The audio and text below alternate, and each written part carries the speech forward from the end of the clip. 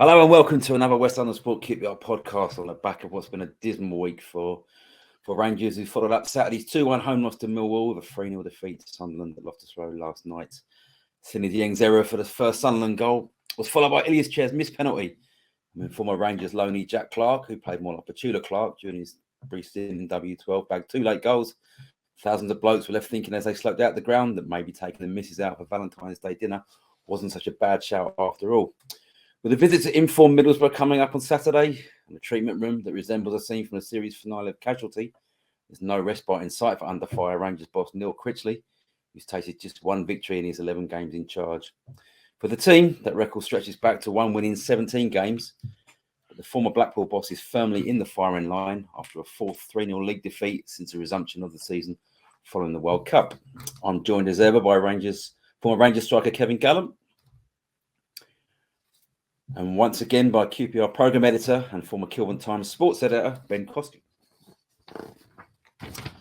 Firstly, to you, Kev, it's not been good, but surely the problems of this team go deeper than the manager. Rightly or wrongly, he must be skating on thin ice.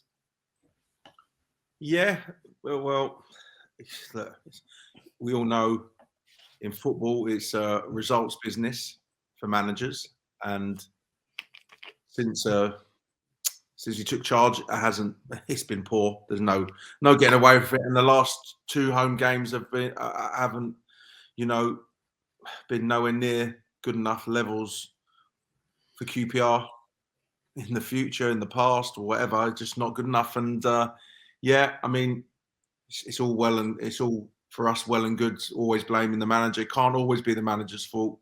There's something quite not right down at the club at the moment. Because at the end of the day, when you're a football player and you cross that white line, you've got to have a bit of personal pride. You've got to want to win.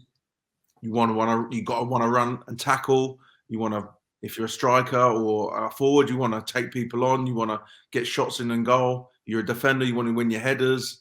So, I mean, there's no way Critchley is telling the lads to play like that.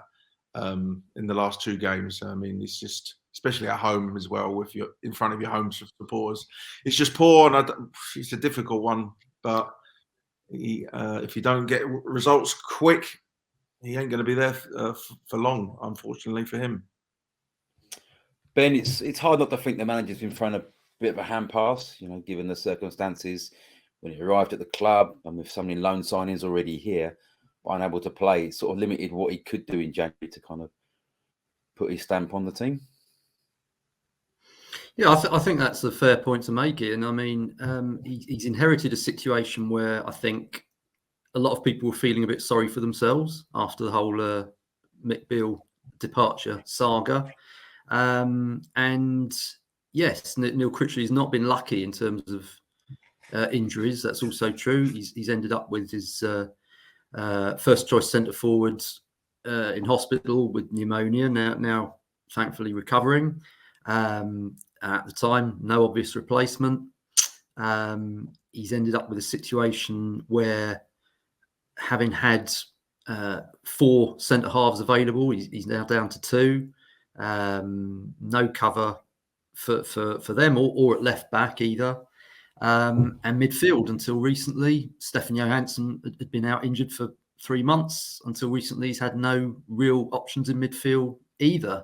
So I think it's got to be difficult when you're in a situation where you can't change it around as much as you would probably like. And after a poor performance, you've got really little option but to go to the same bunch of players and say, go again. You might tinker with it. You might change the shape slightly, but by and large, you're reliant on those on those same groups to go out and somehow improve themselves. So I think, it has been difficult circumstances, but as Kev has said, this is a results business, and there's no real sugarcoating the fact that the results, certainly since the turn of the year or since Christmas, Boxing Day, you would say, have been nowhere near good enough. Ben, Ian, we've been doing, how long are we doing this podcast? 2 years? Ben, you were doing it at the start.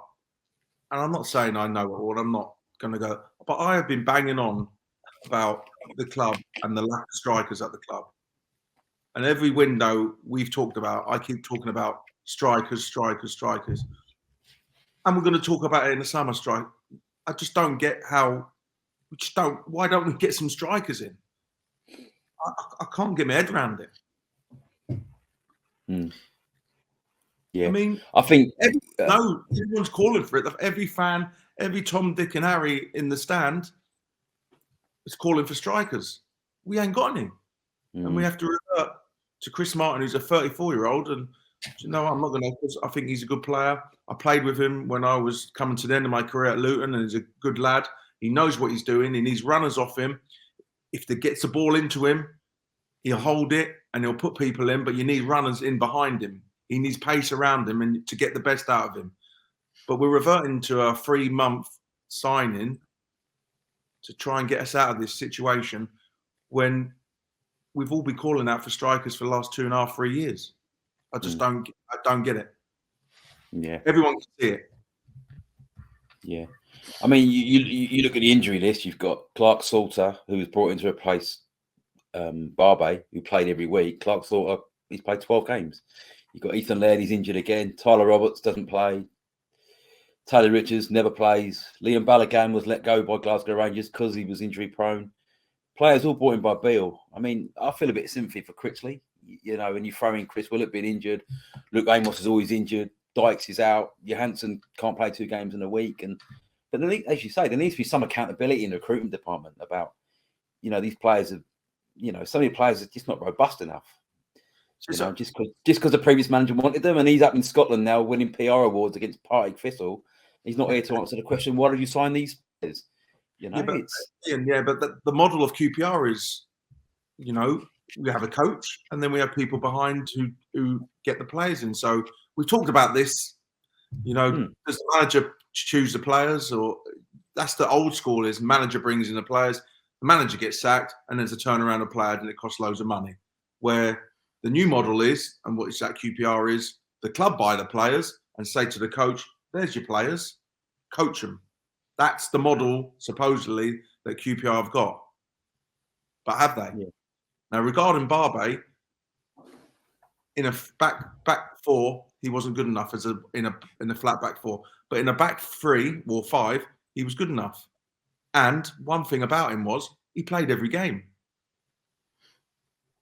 At the moment, QPR, we're playing a flat back 4, and we're all over the place.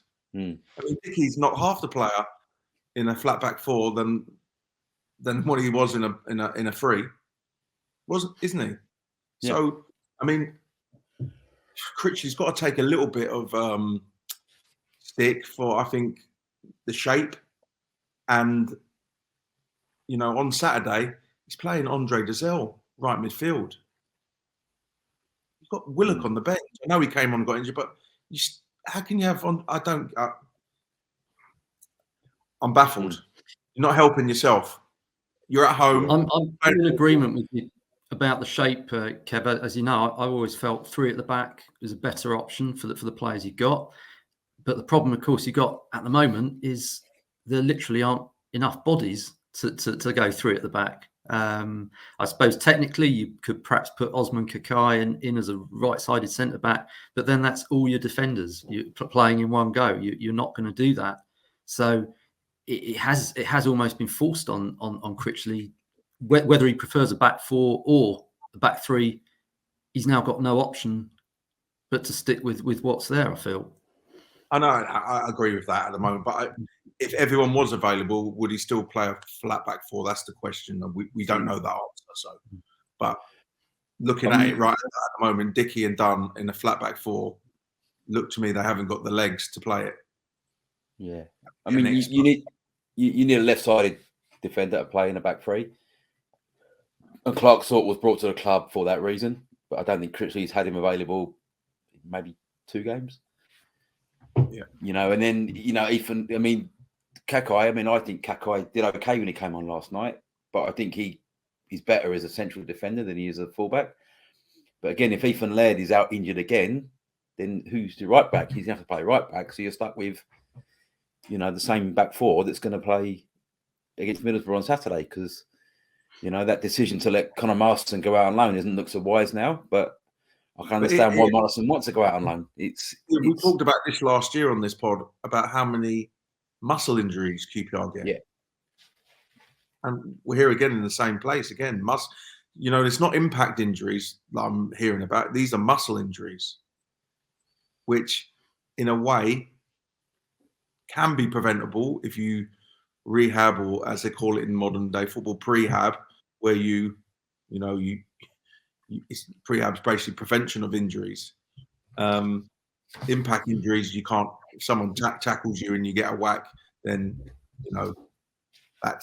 you're unlucky. But muscle injuries, we talked about this last year, where we had loads of muscle injuries, hamstrings, and this, and it's the same again this year. So,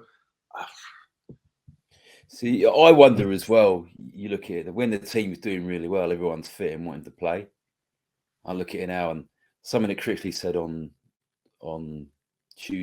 Monday, when we spoke to him, that Tyler Roberts said he didn't feel right to play on Friday. Now, I understand where a player's point of view is like, well, I'm not quite right. But surely he doesn't. That sounds to me like he doesn't want to play. He doesn't fancy it. Taking the easy option, and you have to go, well, you've got blokes like that in your squad that are just sort of not quite right. I mean, Taylor Richards, I know he's had a close friend passed away very sadly, and that is why he missed a couple of games. But this is a player he's barely played. Why is he being signed?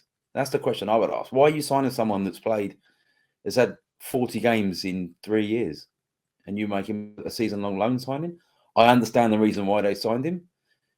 He is a talent, and succession signing, etc. But that's a loan signing spot that's been taken up by Richards and Roberts, and to bring in another striker in January, or bring in another defender, you can't do it because these deals have been agreed. And again, I'll put it down to the former manager's gone, so that you can't apportion all the blame to him. But where's the recruitment department in this?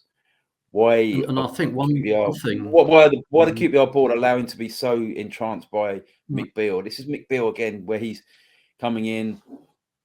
It was important for me to get this job because I could have a say in recruitment. He said that. He said that when he got the job at Ibrox, a chance for me to be involved more in the recruitment side of things. This recruitment's been terrible, and it seems to me like Neil Critchley is suffering because of it. Is that unfair? I think one thing you've got to throw into the mix as well, Ian, is that quite a few years ago, the plan, if you like, included the idea that there were going to be players coming through the youth system into the first team, and some of the managers that have been there in recent years have made efforts to make that happen, but we haven't, with the exception of Sinclair Armstrong, who I think we'd agree is promising but not yet a finished article by any means. Who's coming through, and if you look at it in squad terms, you would be saying, well, hopefully you've got 2 or 3 lads coming through who will thicken that squad out a bit, and that's not happening. And as a result, you're ending up with 5-6 loan players every different season, and then another lot the following season. But Ben, is surely this is the time where you'd think, if there's anyone in the academy, this is your time to get in the team. Yeah, the team players are not doing it at all. The fans would be buzzing to see fresh legs, fresh face from the academy. So that says to me that the academy is not good enough. And I speak to people in football, and they say, "What's going on at QPR? The culture at QPR." And I keep hearing, "Oh, the academy, it's all about developing players. It's not about winning games." And I'm thinking, okay, so we're near the bottom of every year in the league, in the academy, 18s, 23s, whatever, and we're not producing players. So we're not doing either. So if we're bottom of the league, okay, but producing players, then well done. Bottom of the league, not producing players, that ain't good. Why? I do. Yeah, I'm going on Monday to Fulham. They're playing it's the under 23s Premier League quarterfinal competition. So mean, I will say there are a couple of decent players in that 23s, but they got now is maybe it's a chance to have a look at them. Ian, there's a right back. Gone. They're playing in the under 23s. Yeah, but then if you're making the first team, you should be around it like Sinclair Armstrong, 19, 20. Not giving it the big. And I was playing at 90. I was playing at 18, 19, 20. I wasn't playing for the under 23s when I'm 23. No, but these lads are like 18, 19. They're not 23-year-olds, but they're playing in the 23s. That's what I'm trying to say. And there's a right back, Arkle Boyd. He might have a chance. Be interested. Maybe he should get called up, play right back at the weekend if Laird's out. You know, but as you say, it's difficult, isn't it? I mean, it does seem across the board it's difficult. There aren't. I mean, looking at other clubs, are there many clubs that are bringing in loads of kids from their academies? Are the academies too cosseted nowadays? Is it too the step up from the academies into first team football? I can't think off the top of my head any club off the top of my head that's bringing their kids through that their first teams are littered with young academy players. Is the system too soft across the board, Kev? Yeah, maybe. I mean, it's like that gap between. Sorry, but that gap between going up from the 18s into the first team. There aren't many clubs that are doing it. I just think if you're like, you have sort of a succession. It's like I don't like going saying in the old days because people say, "Oh, you're dying," or whatever. In the old and what the days if you were good in the under 18s, you then step up and train with the reserves and then the first team. Do you know what I mean? I mean, are these lads training with the first team? Because that's the way you get better. I mean, I hear. I went for a walk before we came on this podcast, and I was just thinking about there's this big thing in this country, and people keep talking about coaching. Now, Neil Critchley, I read before he's got the job that he's got every badge and he's under everything. Now, Neil Critchley is probably a great coach, but that doesn't mean anything because when I'm 19, 20, he ain't coaching me how to control the ball and making me. Do you understand? There's a big thing about this. Oh, he's a great coach. Neil Warnock is probably been our best manager for the last 15 years. Whether we like him or not, everyone's got a different opinion. But he's been our most successful manager. He done no coaching. He's a manager. He's a motivator. Neil Critchley's probably the best coach, great coach. Is he a motivator? It doesn't. Dave McIntyre said it on Twitter a few months ago. QPR like a big personality. I'm not sure he's got that. And I know I'm going on tangent, but it's just like things are coming into my head because I went to the game yesterday and I went on Saturday and I'm frustrated. People are talking to me and I'm getting it from all, what do you think? What do you think? And it's all coming. I went for a walk and it's all coming into my head. So this thing about being a coach, honestly, what you're going to tell, you got to coach Senny Dieng not to drop the ball. Drop the ball. You're going to coach Ilias Chair to miss the penalty. No.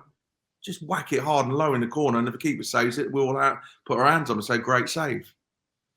It's like a mentality and it's a culture at the club. Yeah. I mean, it does appear that... Because you mentioned about motivation and so on. I'm interested to know your thoughts, because from talking to another former professional about, who motivates players when they're having a bad run. And he was very much of the view that, people always say, well, that's down to the manager or the coach. But he said, no, when I was playing, it was players in the team who would be, calling you out for if you weren't tracking back or if you weren't getting your balls in the box or whatever it was. I mean, from your era, would you agree with that? That primarily it's down 100%. To people on the pitch. So before the match, the manager do a team talk, and then everyone gets together and says, "Come on, we're going to have a right go." And we'll say, and this was like QPR and like a night game, and look, let's get the crowd on side. Someone make a tackle, get them slide tackle, have a shot on goal, get the crowd right behind you. And then if people don't do it, you dig them out. If someone didn't cross the ball, I'd be saying to the right winger, put the ball in the box. Because if you don't put the ball in the box, I ain't going to score. And then if I don't score, I'm going to look bad and I'm going to get dropped. So put the ball in the box for me. And you sort of, it's a bit of a camaraderie. and respect of teammates. If the centre half ain't heading, win your headers. Do you know what I mean? It's you chat, and you can have a go at people on the pitch. I don't know what they're doing, and like have a proper argument. But then after the game, you're shaking hands. Let's have a drink afterwards. Not a problem. I mean, you've been in QPR teams. I kind of hark back to the 99, 2000, around then. I think Jerry was the manager. I mean, that team nearly went down. It stayed up in the last game of the season against Palace. But there was a run in that season where it looked really bad. They couldn't buy a goal, couldn't get a win. What kind of got you over the line in the end? What was it? Was it just you had better players and the form they were showing, or do you think it was, And there was big problems. There was a lot of problems at the club, and Jerry sort of came in and steadied the ship.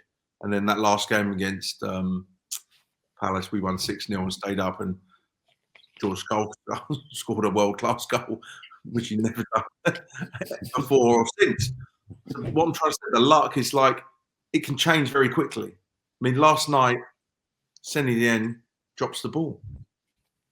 We're 1-0 down.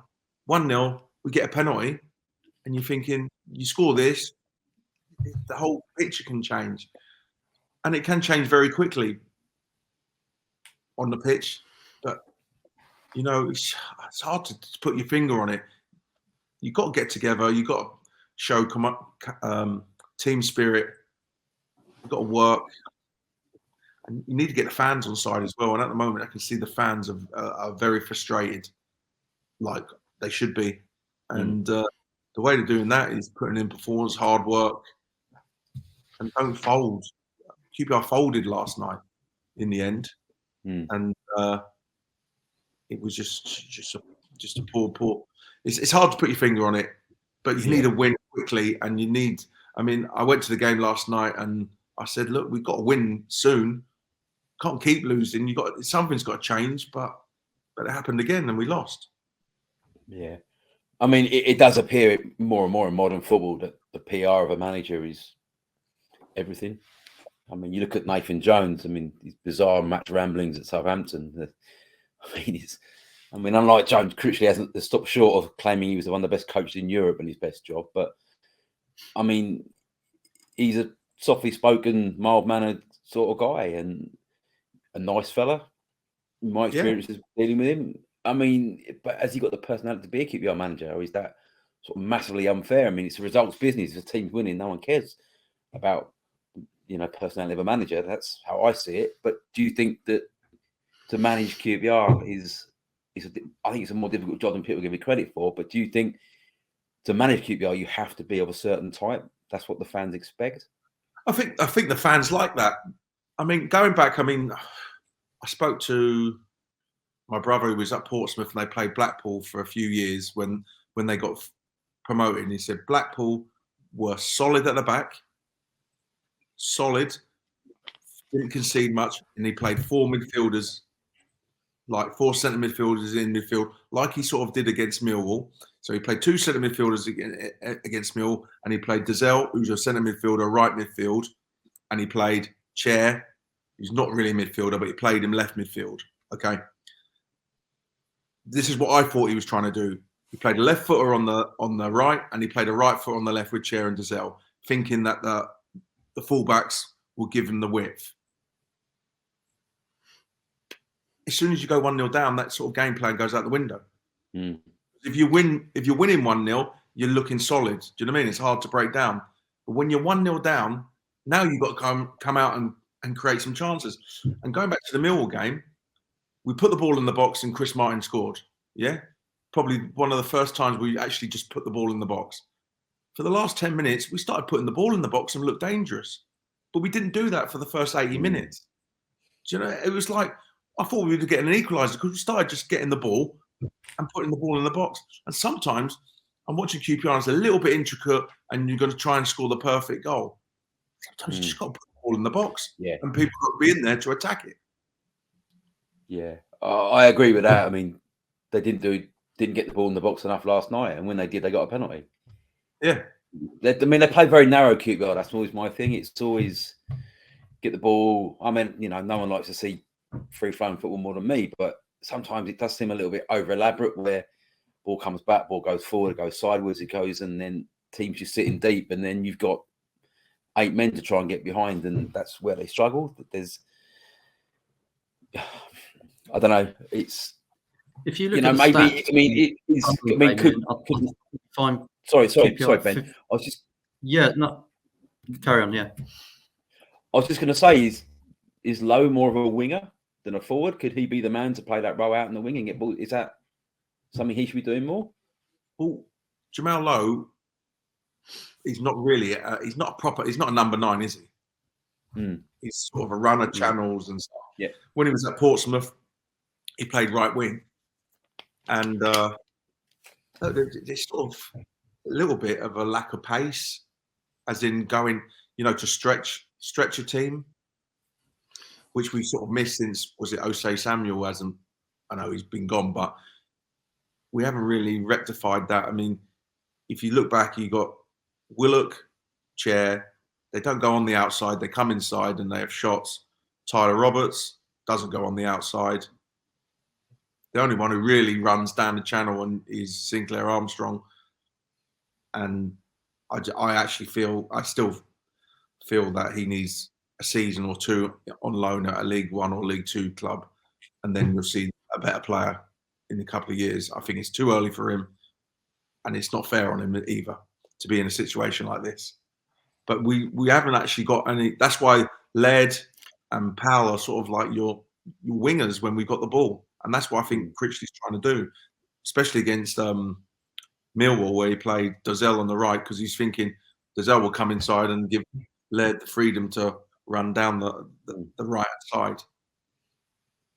But I just feel, you know, you're playing Millwall at home and you got Willock, and I know he hasn't been playing well, but I just don't see how you're going to get the best. If you want Willock to come back to what he was good at, sitting on the bench.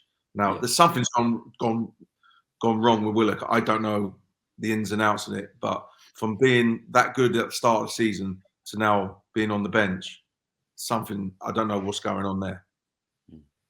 Ben, sorry, mate, I interrupted you there. What was your point you wanted to say? Sorry, Ben.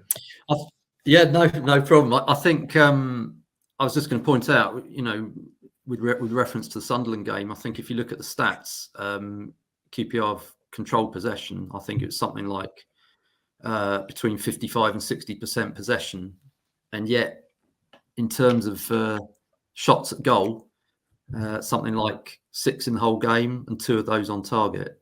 So that says to me, and it's not an unfamiliar stat, and that says to me there's a lot of possession, but not a lot being done with it. And then picking up the point about wingers, I think this is a problem of modern football in general.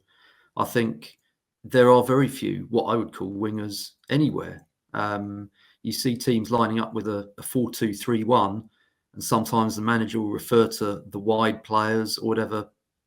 They're not wide players. They're midfielders who are sort of drifting wide, but they're not wingers. They're not the sort of players that, you know, you will run down that line, beat the fullback, get the cross in.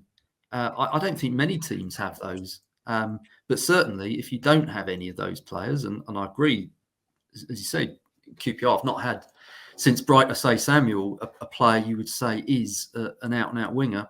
If you don't have those, then for me, 4-4-2, not a system that's ever going to be that productive. Yeah, interesting. But I think, I mean, I don't want to bring Brentford into this, but Brentford, I was at Arsenal, Brentford Saturday for work, and you know, Brentford players, they're a bit like an old school. They're like Wimbledon were when Wimbledon were good in the 90s. You know, it's not disparaging them, but that's basically that. You know, they got 3 massive centre backs. They just put balls in the box. They've got a goalkeeper who's got a big kick on him, and Tony can hold off 2 centre forwards, 2 centre backs. That's what they do, and it works. And teams can't live with it. I just don't know how to defend against it. And they're not playing 2 banks of 4-4-4-2, but they're very direct in what they do, and it works. Long throws, free kicks into the box. They've gone from being like a real passing team to a sort of a direct get up to Tony, flick it on, and have runners off him. That's what they do. And because no one else does it, defenders don't know how to deal with it. Yeah. Because everything's sort of intricate. Everyone else wants to score the perfect goal. If you know, if you understand what I mean. Like we said, the last 10 minutes, put the ball in the box against Millwall. Look dangerous. Just put it in there. Put them under pressure. Jack Charlton style. yeah. But I mean, it doesn't get any easier for Critchley and the team. They go to Middlesbrough. Well, they've had a good record in recent years. Actually, I think they've won 3 of the last 4 up there. But it's going to be a tough game. They're going really well under Michael Carrick. They seem very settled. They're in good form. I mean, it's hard to see Rangers getting anything from this game. I'm usually quite optimistic about these things, but it's going to be very difficult up there, isn't it, Kevin? Very difficult. But on normal circumstances, I'm always quite positive about nicking a result of some sort. But the way it's difficult. I don't really want to do a prediction Ian this time. Because I'm always positive, and I'm going to go positive. I'm going to go for 1-1 because I always want to be positive. And if I've ranted a little bit too much, apologise to all those fans out there who might listen to this. But I'm frustrated like the rest of us because I want QPR to do well. But this situation where is it 1 win in 17? He's got to change. Something's got to change soon. So 1-1, but it's going to be tough. I'd take a 1-1 right now if you offered it to me.